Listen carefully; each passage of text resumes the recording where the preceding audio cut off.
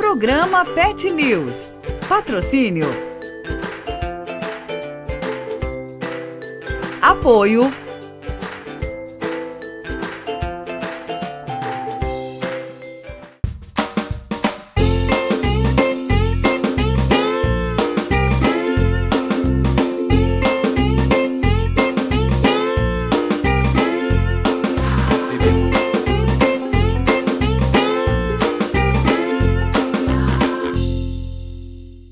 Olá, sejam bem-vindos ao Pet News, um programa feito especialmente para você que tem um animalzinho em casa e gosta de ficar por dentro das novidades desse mundo animal. E o programa desta semana está repleto de novidades e com muitos convidados especiais. E quero te convidar a participar conosco através das nossas redes sociais. E para começar o nosso programa, vamos bater um super papo com a doutora Priscila e falar sobre o estresse em cães e gatos.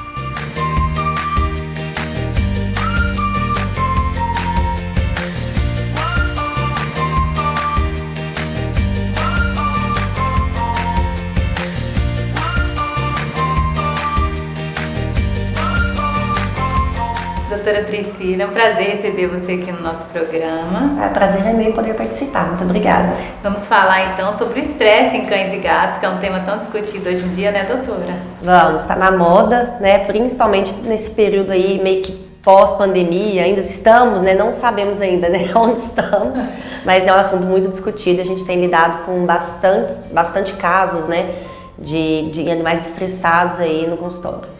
Você pode começar explicando o que é o estresse, doutora? Primeiro a gente tem que entender que o estresse ela é uma resposta fisiológica, ela é uma resposta natural de defesa do organismo do animal, né? Diferente de nós que falamos para nos defender, os animais têm recursos físicos para isso. Então, quando o animal se sente ameaçado ou quando existe um fator, né, que agride o seu bem-estar, ele se manifesta dessa maneira que a gente chama de estressado, né? E quais os efeitos desse estresse no animal, doutor? Então, quando o animal se apresenta nessa situação, existem respostas físicas, fisiológicas do corpo, que é essa resposta de estresse a uma situação de ameaça ou que vai contra esse bem-estar.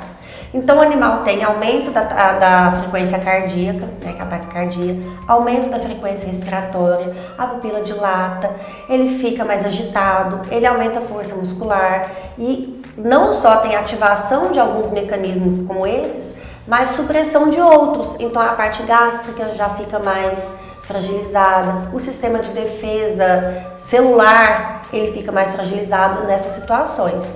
É importante a gente entender que tanto nós quanto os animais somos preparados para respondermos a períodos curtos de estresse. Então vamos supor que um gato, um cão que foi ameaçado, um gatinho que foi para a rua e um cão correu atrás dele, essa resposta fisiológica ela é importante para ele se defender e necessária. Uma coisa rápida. Rápida. Então ele passou por aquela situação de estresse, ele se defendeu, ele voltou para o seu ambiente seguro, o seu organismo se restabelece. Quando que o estresse é um problema? Quando isso é crônico. Então a gente tem que pensar... Passa muito tempo estressado. É quando a gente pensar igual um banco, né? Se a gente tem um banco, a gente vai lá, saca o nosso dinheiro e a gente tem que repor, não é mesmo? Então a gente saca o nosso dinheiro, vai cair o salário. Chega um momento que a gente já sacou tanto que o tempo do salário não é suficiente, né? Então você começa a ficar em dívida. Esse é o problema do banco de estresse. Então o animal tem situações de estresse, mas ele precisa de momentos de conforto para compensar. Quando que a gente lidar com o animal estressado, crônico? É quando esses momentos que compensam não são suficientes para aquele estímulo de ameaça constante. E ele começa a ter uma sobrecarga desses efeitos fisiológicos. E isso pode levar, inclusive, a algumas doenças físicas mesmo, né? Doenças endócrinas, doenças comportamentais, né, que vão ser mais complicadas de serem tratadas. E como o tutor pode identificar que o animalzinho está com esse estresse crônico aí, doutora, que já é um problema? São animais que mudam a sua rotina dentro de casa, ele diminui a ingestão de comida, ingestão de água em felinos, isso é muito importante. O animal fica, felinos, né, um pouco diferente dos cães, eles ficam mais intocados, escondidos, não usam tanto a liteira de maneira adequada. Os cães, eles ficam latindo demais, não dormem bem, andam mais pela casa, ficam mais doentes, se mordem, se lambem com mais facilidade. né? Toda hora o animal tá ali, tá lambendo. Às vezes o tutor tá achando que ele tá com uma feridinha na pata e na verdade pode ser também, né, doutora? Mas a gente tem que observar o animal como um todo, e isso pode ser realmente uma resposta de um estresse crônico. E é importante tentar identificar não só o comportamento, mas qual que é o agente agressor. O que é que está levando esse animal a esse comportamento? Então, se é o cão, tem um neném novo da casa, mudou a rotina de passeio, o comedouro, a dieta, Normalmente algo foi mudado. Geralmente alguma coisa diferente tem acontecido. O animal sempre esteve bem, tem alguma coisa mudando. Ou a presença de alguém na casa, né? Chegada de visita, ou saída de alguém. Com essa pandemia, né, que o dono ficou. Sim, a perda de alguém leva esse comportamento ou de estresse ou de transtorno de ansiedade, né? Então são algo que tira o animal da zona de conforto e ele começa a manifestar esses sintomas. E quais doenças podem ser causadas pelo estresse? No caso de felino é muito clássico, né? A cistite idiopática felina, né? A síndrome de Pandora. A lipidose hepática, né, que o animal para de comer, isso pode levar a alguns transtornos, esses são os mais comuns, né, no caso da cistite idiopática por conta do mau uso da liteira e a baixa ingestão de água, tá?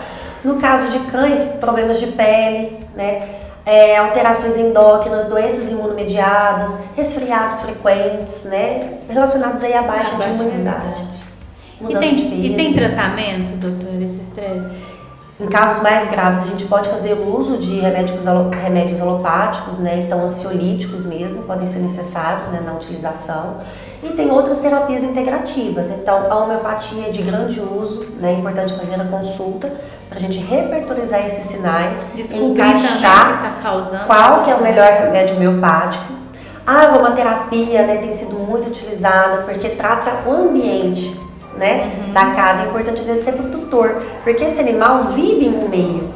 Então às vezes a gente percebe o animal que o comportamento está estabelecido, que existe uma situação de estresse, de ansiedade, mas a gente pensa em corrigir ele. Mas às vezes o próprio tutor está muito estressado, uma rotina diferente, não tem tempo de se dedicar àquele animal, a rotina da casa está toda modificada, tudo atropelado e fica tudo junto, né? É um ambiente de convivência. Então, a aromaterapia trata o ambiente. Ela ajuda a tratar essa questão do ambiente também, de trazer esse conforto, não só para o animal, mas também para o tutor. Por isso a gente tem que conversar com todo mundo, né? Eu achei muito interessante. Você pode explicar um pouquinho como funciona a aromaterapia, doutora? A aromaterapia são óleos essenciais, são extratos muito puros da planta, né? Que nesses extratos existem moléculas que vão ter poder de ação física no corpo do animal, né? Mas também nessa parte mental, né? Então traz uma sensação de conforto, e a gente pode usar para ansiedade de perda, de separação, para ambiente, para trazer essa calma, para trazer uma aceitação melhor a esses fatores de estresse. Existem muitos óleos no mercado, então a gente tem que encaixar com aquele animal a situação que ele está vivendo para a gente escolher o melhor, né? Qual que vai ser melhor para aquela situação. Se é a falta do tutor, se é a mudança da rotina, se é medo de alguma coisa, se é a presença de algo novo, que seja um novo pet ou uma criança ou uma visita. Então a gente tem que identificar porque a gente consegue encaixar qual que é o melhor. Às vezes até deixou de passear, né, doutora, com o cachorrinho, passeava sempre, porque acontece muito, né? As pessoas passeiam durante um certo tempo e de repente, muda. Por causa da rotina, muda e para de passear. Exato. E esse animalzinho estressa. Então a gente pode até pensar nesses usos dessas medicações, tanto da alopatia, homeopatia ou aromaterapia, mas não dá pra gente pensar que isso sozinho vai resolver o problema. A mudança de comportamento, o enriquecimento ambiental, né, que agora é o termo que está na moda, é o que é mais importante. A gente tentar estabelecer um ambiente de conforto para esse pet, tanto para o animal, o cão, quanto para o gato. Um lugar que ele se sinta seguro, que ele possa resgatar aquele banco, né? Que ele possa pagar essa dívida, né? E ter momentos de conforto. Então isso é muito importante. Eu queria te agradecer pela sua participação, por compartilhar seu conhecimento conosco. Muito obrigada. Foi um prazer. E no próximo bloco vamos fazer uma entrevista super divertida lá no Rancho Conquista sobre nutrição de equinos. Espero por vocês, não saiam daí!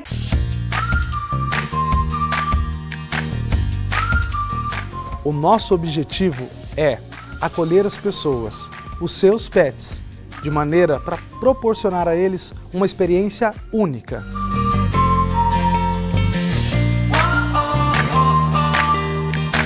Este é o Ecos Pet Park. Sejam bem-vindos.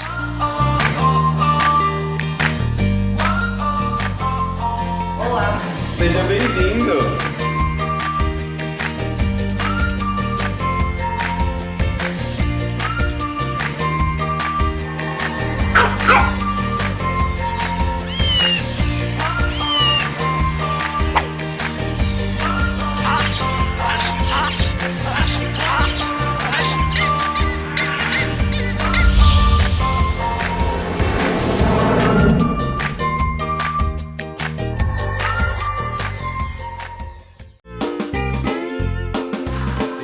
Já já voltamos com o programa Pet News.